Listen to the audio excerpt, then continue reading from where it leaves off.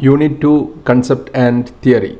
Contents 2.1 Introduction, 2.2 Words and Language, 2.3 The Nature of Concepts, 2.4 Concepts in Sociology, some illustrations, 2.5 Concepts to Theorems, Natural Sciences, 2.6 Towards Social Science, Durkheim, Weber and beyond, 2.7 Conclusion, 2.8 Further readings. Learning objectives. After having read this lesson, you should be able to link concept and theory, learn about concept and sociological theorems. 2.1 Introduction. Common day experiences provide the starting point for understanding words by a group of speakers in the same sense. As knowledge grows more technical, the words are defined for their properties and examples of how a scientific vocabulary develops are given. Technical meaning of words is commonly understood and we call them concepts. Concepts are then used to signify a relationship with one and other, like various measurements of medical tests that ultimately lead to a conclusion, normal or pathological state. Such concepts are used in physics, chemistry and biology, as well as they help in the measurement of things, forces, formation of equations and conduct of experiments. Social sciences have limited scope of experiments, but indirect experiments through comparative method are used. Differences in societies and groups are significant for explaining their effects on human actions. At times, universality of explanation works. At others, uniqueness and historical setting becomes significant. There is greater use of history on social sciences than of natural science for the conduct of fresh studies. Concept in interaction lead to the formulation of theory that needs constant revisions. Examples have been given from Durkheim and Weber, Parson and Burton. Students are advised to enrich examples from own experience and related lesson units. 2.2 Words and Language.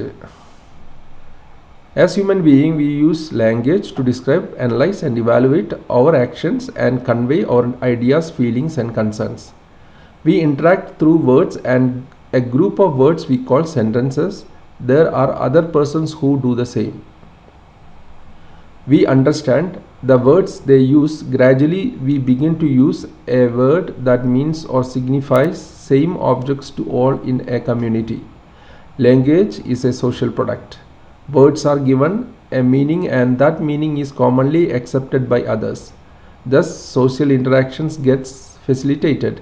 A history is told and about 9 different lineages living in a separate valleys of the Naga in the northeastern India. They sat down to take a thing in local dialect. Others did not understand which thing was wanted. Then each of them opened a small packet. It contained salt, but salt was described in 9 different words. So we can understand the value of one word's meaning or signifying the one's chosen objects. 2 more examples will help. The word chair indicates a piece of furniture used for being seated. At a time in the parliament, members used to sit on benches.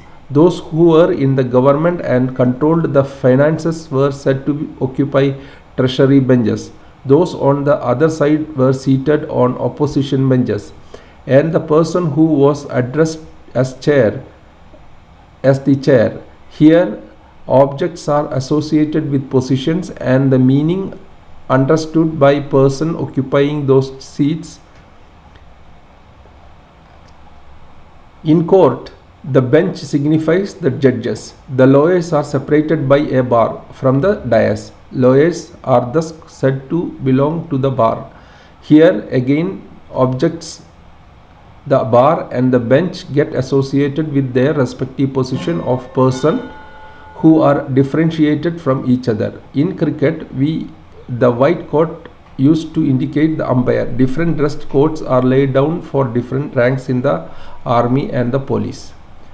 When one word is used many times to convey the same thing, it becomes possible for other person to share it and thereby to communicate with each other.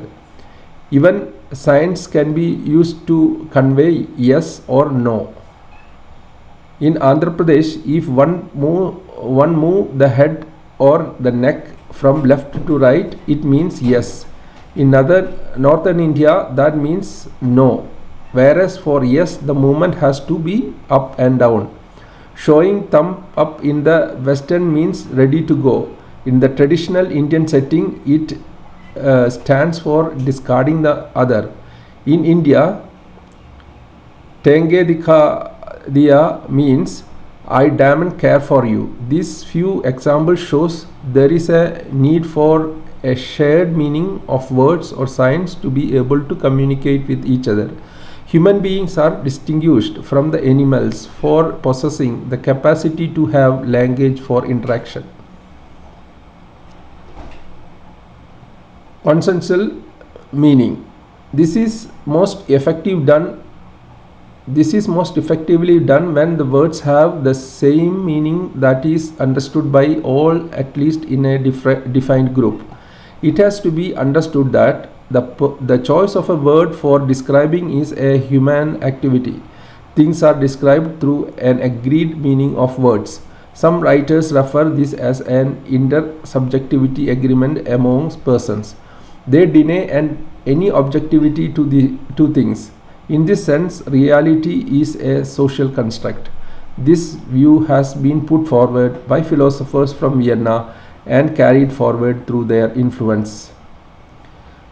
Karl Popper and Wallerstein's name are among of the foremost among them as scholars from that significant academic center got spread over to English-speaking countries, making their mark in philosophy, economics and sociology, and might of them brought up in the classical trends of music continue to illustrate the argument from the same.